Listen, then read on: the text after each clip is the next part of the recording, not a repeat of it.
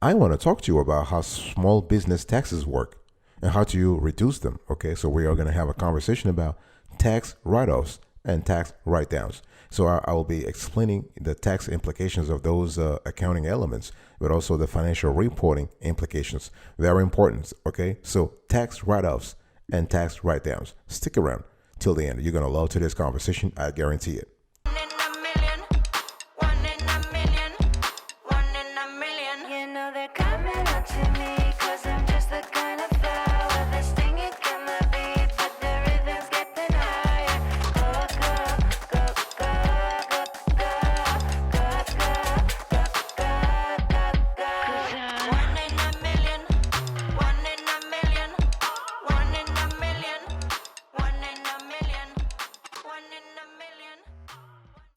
Welcome back, folks, to another edition of the Awesome Sorty Kiwi Show. How are you today? I hope you are doing fantastic. I'm doing marvelous, if you were to ask me.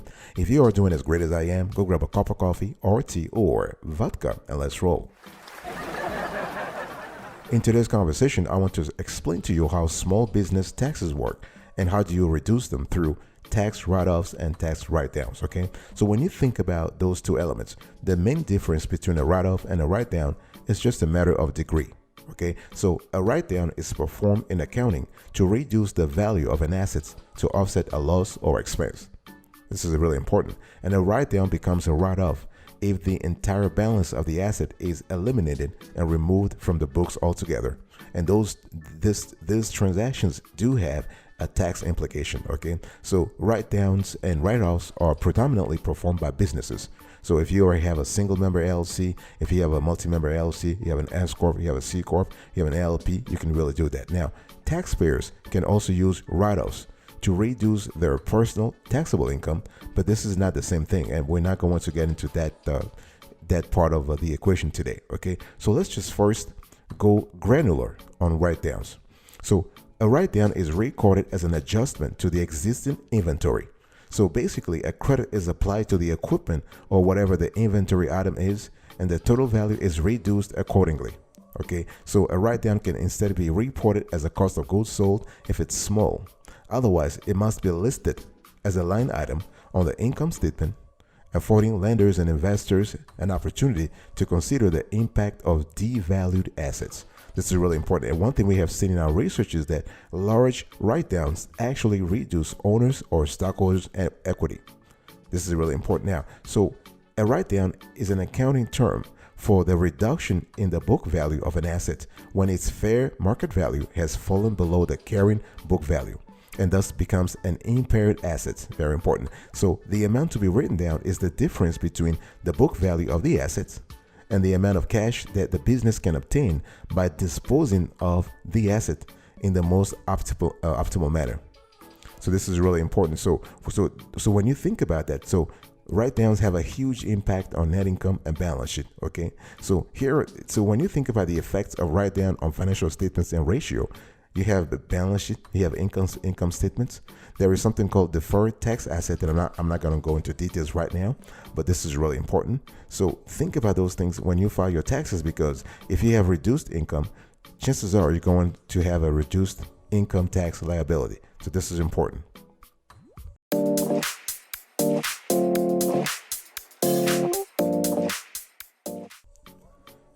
Speaking of tax impacts, let's just talk about the tax impacts of write-downs. Okay, very important. Now, you can deduct a write-down on your business tax return as the write-down is an operating expense. But be prepared to back up your claim, because the IRS is very strict when they scrutinize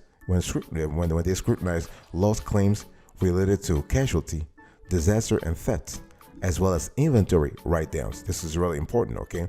And one thing I want to say here is that if your business has an inventory, its value is an important part of your taxable income. So writing off inventory that's damaged, stolen, or unsellable can cut your tax bill. So federal tax laws allows you to write off items you lose to theft or disaster, and there are steps you can take to claim a tax write-off for inventory you can't seem to sell. And one thing I want to say here is if you need more answers, if you have more questions, either you drop us comments down below, or you can just hire a CPA to kind of help you, or an accountant. This is very important. So when we talk about losses, in relationship to your income tax filing, to your business income tax filing. You have to think about loss. You have to think about shrinkage. You have to think about disposal. You have to think about valuation. So if you lose inventory to theft or because of fire, flood, or other disaster damage your business, you can claim your loss as a tax deduction. Okay, even if so, when it comes to shrinkage, even if your store doesn't catch on fire, you may discover it when you take a physical inventory count that your business doesn't have as much inventory as your bookkeeping says it should. Or what about disposal? If you have overstocked your shelves and you can't get rid of your inventory, there are ways to dispose of it and claim a tax loss. Okay, you can sell it to a company that specializes in handling obsolete or overstocked merchandise, for example. What about valuation? Valuation is also very important. So determine your write-off. You have to determine the value of your inventory using one of the IRS approved methods. So when we talk about obsolete inventory, now book versus tax write-off, it really depends. It depends on what kind of industry you're in. It depends on what kind of accounting procedures you follow. Okay, but the most important thing to remember here is that if there is obsolete inventory, you're gonna have to write it off at some point. And for tax purposes, you as a company are able to take a deduction on your tax returns for obsolete inventory if you no longer are able to use the inventory in a normal manner, or if the inventory can no longer be sold at its normal price. This is important. When we talk about normal price, we're talking about a price that is customary in your industry. So think about selling it, donating it. You can donate it, you can destroy it. Okay, this is what it is.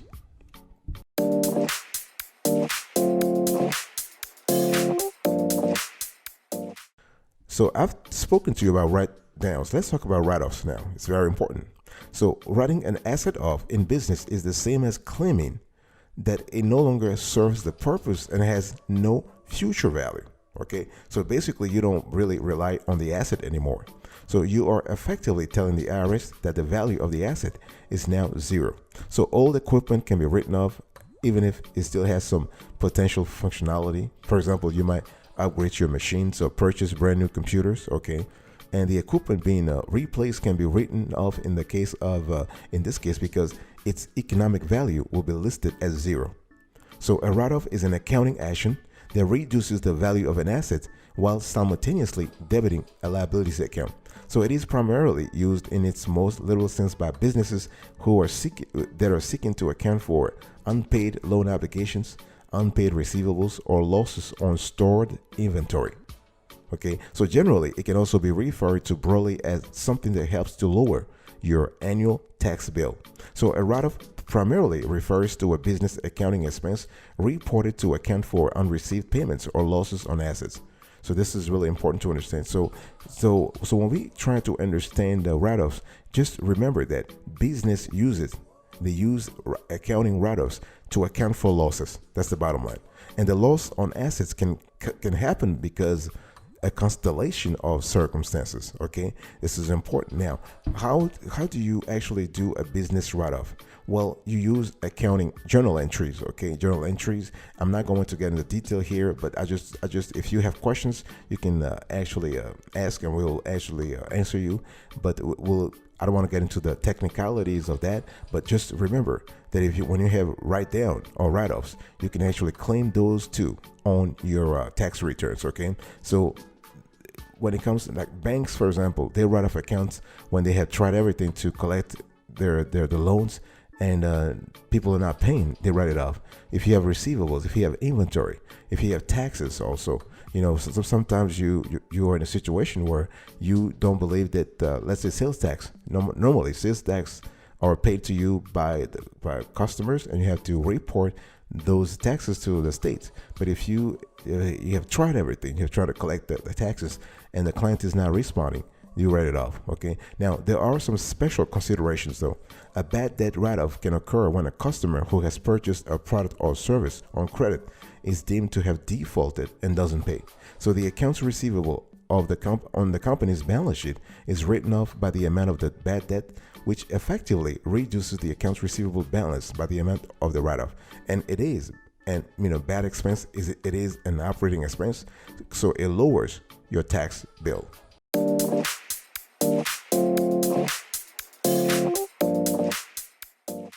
Now let me dig a little deeper here. I want to dig a little deeper about inventory write-off. So when we talk, so we have taxes, we have loan write-off, we have accounts receivable write-off. Now let's dig a little bit about, let's talk about inventory. So inventory refers to asset that you own as a business and you want to sell this asset for revenue, right? Or convert it into goods to be sold for revenue. So the thing here is that you want to actually you want to monitor the value of your inventory all the time. So since inventory meets the requirements of an asset, it is reported at cost on a company's balance sheet and under the section for current asset. So inventory is a short-term asset, okay?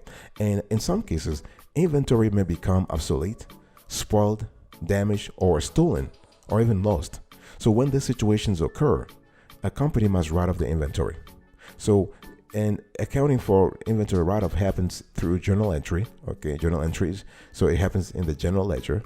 And so what you do is you basically make sure that inventory no longer has any value, okay? So there are two methods you can use to write off inventory: the direct write-off and the allowance method. So the direct write-off means what? It means that you have actually observed that, hey, you have lost let's say $5,000 here. So the inventory has lost value. So you just write it off directly. Or the allowance method, in other words, every year you're thinking, okay, I have my inventory. What percentage of my inventory has lost value, has become obsolete, has become worthless? You can say 5%. So you account for that 5% in your journal entries as allowance for write-off. Okay, so those are things you need to understand. And one thing I want to say in terms of, here is a special consideration for you. Large recurring inventory write-offs can indicate that a company has poor inventory management. So the company may be required to actually change their inventory let's say procedures. So the company may be purchasing excessive or duplicate inventory because it has lost track of certain items, or it is using existing inventory inefficiently. So companies that don't want to admit to such problems may resort to dishonest techniques to reduce the apparent size of the obsolete or unusable inventory. So you have to understand, when you do this, these tactics may constitute inventory fraud and by extension tax fraud. So you don't want to be in that situation. I'll be right back right after this. Don't go anywhere.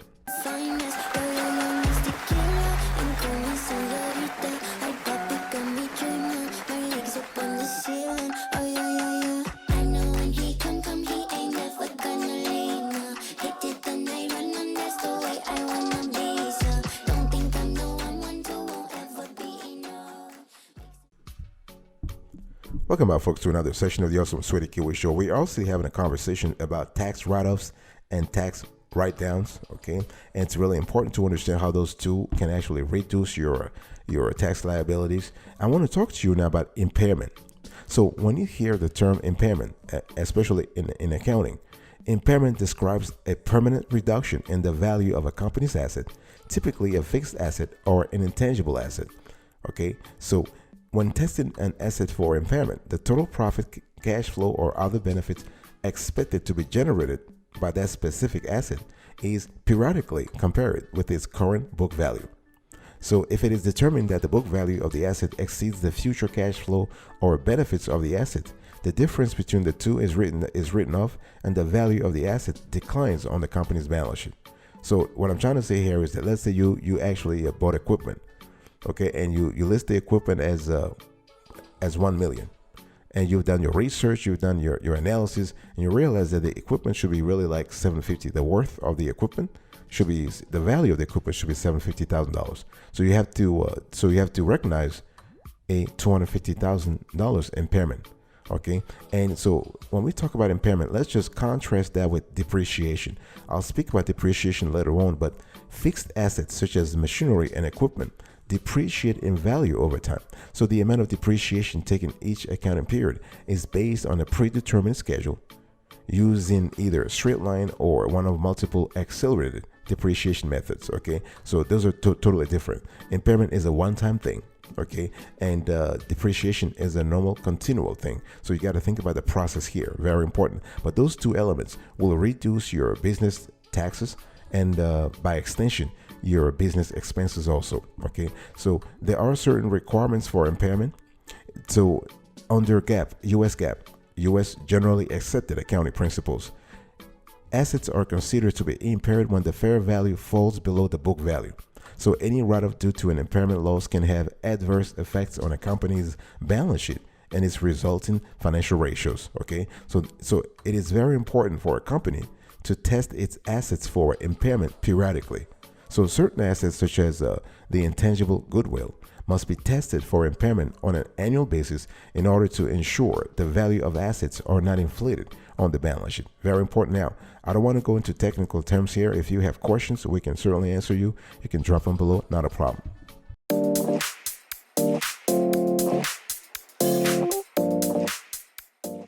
Let me quickly talk to you about bad debt expense.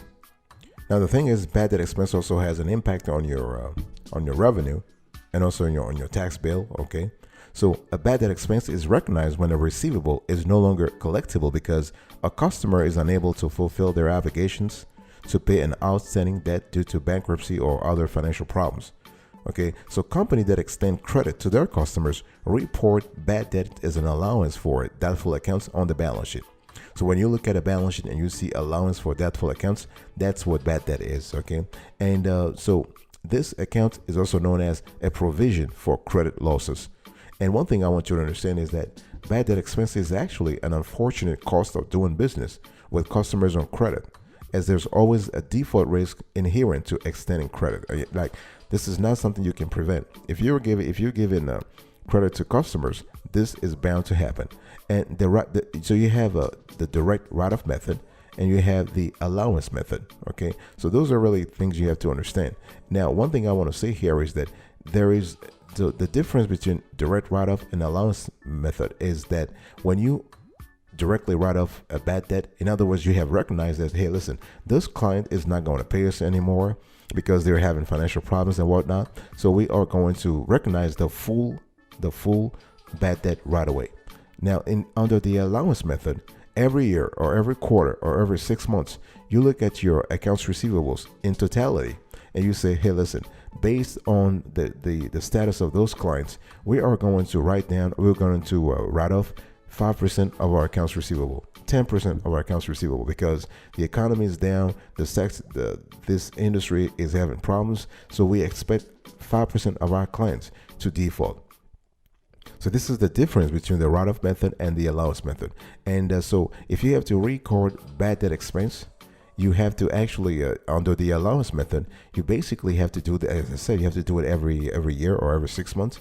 And an accounting entry, you do an accounting entry, journal entry, to recognize that. I can go into details later on, but right now, just remember that it happens every quarter, every 6 months, or every year. Okay, and this has a direct impact on your company's taxes.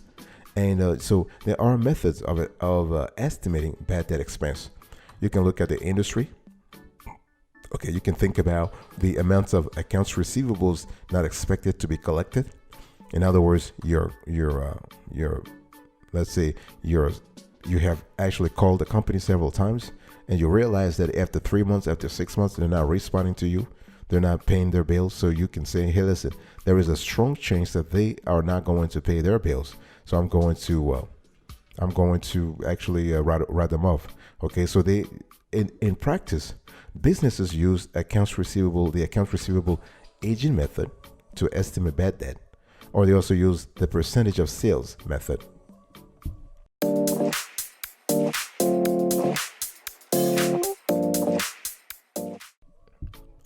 I want to close to this conversation by talking to you about depreciation. Okay, and when we talk about depreciation, remember, depreciation is just an accounting method of allocating the cost of a tangible assets over its useful life or life expectancy. So depreciation actually represents how much of an asset's value has been used up. Okay, so depreciating assets helps companies earn revenue from an asset while expensing a portion of its cost each year the asset is in use. So this is really important. Now, the thing is that if not taken into account, depreciation can greatly affect profits. In other words, your profits will be inflated. You'll be paying a lot of taxes. You don't want that. So businesses can depreciate long-term assets for both tax and accounting purposes. Okay, and so for example, companies can take a tax deduction for the cost of an asset, meaning it reduces taxable income. However, the Internal Revenue Service, the IRS, states that when depreciating assets, companies must spread the cost out over time. So the IRS also has rules for when companies can take a deduction. So those are really important to think about. So when you think about, if you want to understand depreciation in its granularity, just remember that depreciation happens over a certain period of time. The time that you believe the assets, the underlying asset, is useful to the company, okay? And so depreciation is used to account for declines in the carrying value over time.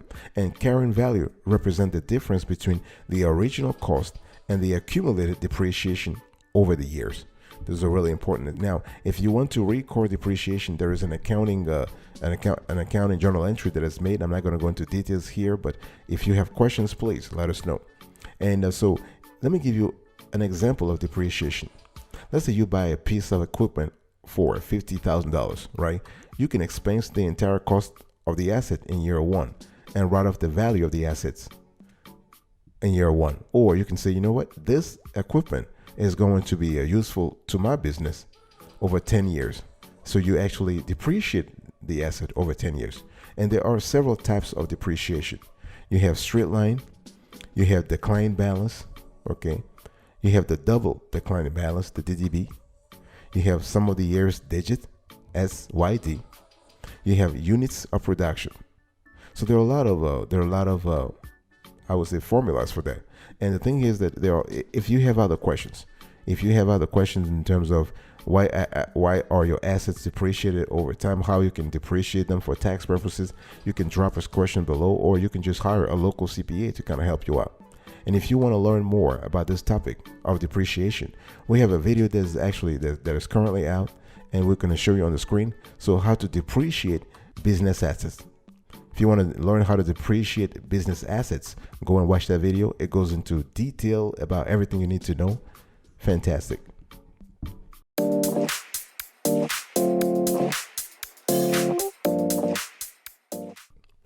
Thank you so much for your attention. In today's conversation, I was talking to you about how to reduce your business taxes, and we actually emphasized tax write-offs and tax write-downs. So we talked about write-downs, write-offs, impairment, bad debt, and depreciation. Thank you so much. God bless you. I will see you next time. But until then, remember, stay marvelous.